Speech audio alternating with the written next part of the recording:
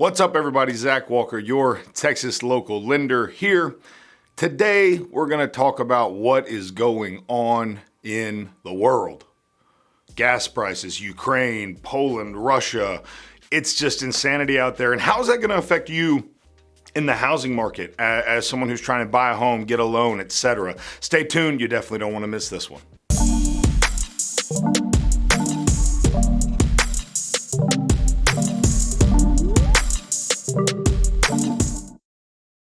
Okay, so today we're going to talk about the current condition of the world. I'll call it the state of the market. As many of you may or may not know, I used to be a radio talk show host. And so there's a tremendous amount of opinion that I have on the matter. And while I'm going to not dive into a ton of that, I'm certainly going to give you my take on things. I went on a road trip this weekend, went to Houston, went to fill up with gas and looked up at the price, and the gas was $4.63.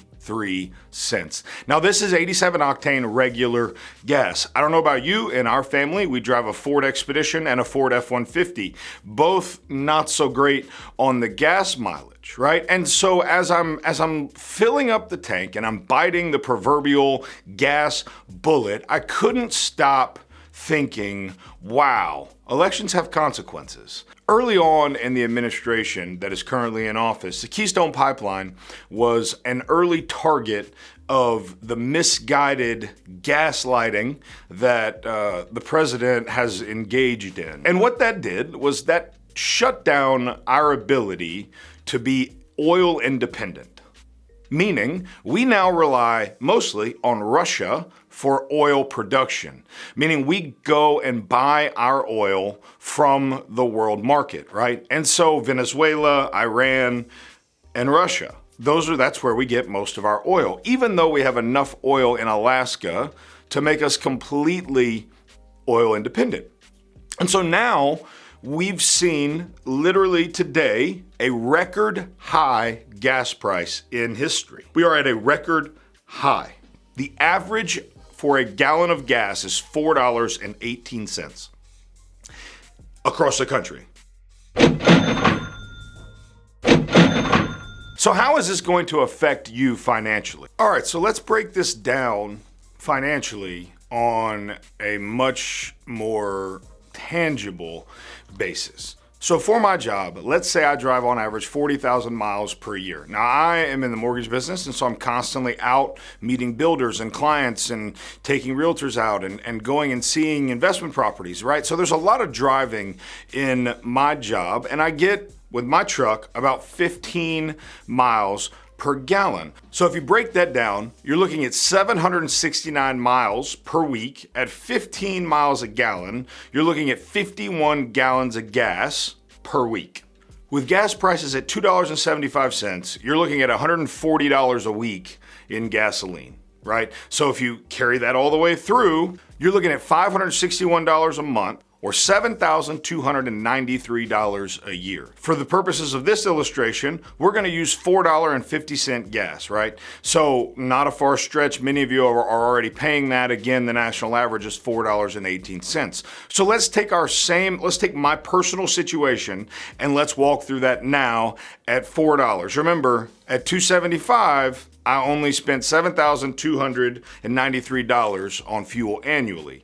So at $4.50, we're now looking at $230 a week, $920 a month, or $11,960 a year. So literally, this gas price increase has taken $4,667 away from my family. Now, if you're like me, that enrages you. And why? Well, because there are other options. I'm always the guy that wants to see products made here. Yes, I realize they're more expensive. Yes, I realize getting things from China is going to be cheaper. And maybe there are some things that have to be imported. I get that. I'm not a lunatic, right? I realize that not every single product can be made in America. Because what's going to happen is if you make everything here, the price of goods is going to go through the roof, and then we're going to create another economic issue. But when there is a shortage on the world stage, or when there is an opportunity to improve the lives of Americans by utilizing American assets to decrease our dependency on foreign oil, there is absolutely no reason not to. Now, what does this mean for you? If you're like every other normal American, $5,000 a year is a significant chunk of change. If you're trying to get a house, $5,000 a year, you're gonna feel that. You're gonna feel that in your budget. You're gonna feel that in your ability to make a mortgage payment every month. You're gonna feel that in your weekly, daily life. $5,000 a year is nothing to scoff at. Most Americans live in such a way that level of decrease in their spendable income makes a significant difference. Now, guess who doesn't feel the difference? Now, that would be those people who are making these decisions. You know why? Because they don't pay for gas, or they have so much money that they don't have to worry about it. But for the normal American, the only way we can make a change is at the ballot box. So don't forget that. With midterms coming up, if you don't like what's going on, you can make a difference. Elections have consequences. So what does that mean for the real estate market, right? It means consumer sentiment is one of the most important factors when it comes to purchasing a home. If consumers feel as though they have additional money, the economy's moving well, the investment markets are doing well, their 401k is good, their retirement is trending in the right direction, then their emotional state, consumer sentiment, is much higher. Thus, they are significantly more likely to consider purchasing a new home. Conversely, when consumer sentiment is down, that certainly is not the case. Think about this. If you were about to make a lifestyle change, let's just use our market for example. Let's say you're in my situation and your house is appreciated significantly, right? $100,000 say, since I bought it. And I'm like, well, you know what? Now would be a great time to capitalize on my investment and go buy another home. But the stock market's down, gas prices are through the roof, we've got a war in Russia, all this craziness is going on. Consumers get very skittish, and rightfully so, because unlike those who make the decisions, we have a lot to lose. We're held accountable. You know what happens if you don't pay your bills? They take it away from you. You know what happens if you don't pay your house note? They foreclose on it. They come take it back. They evict you. You know what happens if you don't pay your car note? They repossess it. Do you know what happens to those that make the decisions that cause the oil prices to go through the roof? Nothing. This morning, the president made the announcement that we will no longer be buying any oil from Russia.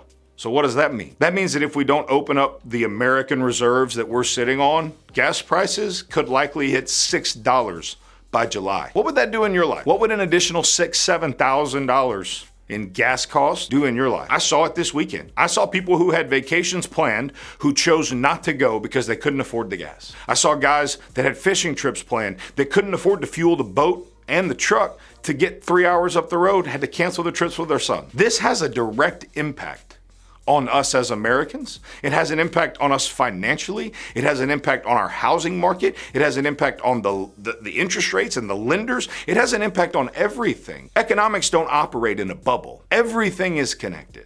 Everything is connected. And so you have to make sure you're an educated consumer and you're staying in tune with what's happening, or else you're gonna get left behind. So how does this make you feel? I'm curious in the comments. Drop your thoughts right here. How does it make you feel that you might be paying $6 a gallon in July for gasoline? It is certainly an unsure time for us in the real estate market. But don't let that scare you. Interest rates are still good. The opportunity is still there for you to capitalize on the equity in your home, be it through a cash out refinance or just a restructuring of debt from a 30 to a 20. However we can help you, we would love to do so to hedge against the inflationary policies that the current office is putting into place. In the meantime, pray for the Ukraine. They're being invaded by a hysterical madman dictator that wants to put the old USSR back together. And unfortunately, that's having a direct impact on us financially because we have incompetent leadership at the top. So for now, thanks for tuning in to Texas Local Lenders. Keep your head down. It will all pass. Be sure to smash the like button, subscribe, drop your comments below. I'd love to respond to some comments and let you guys know how I feel about some other topics if you guys want to know. Have a great day.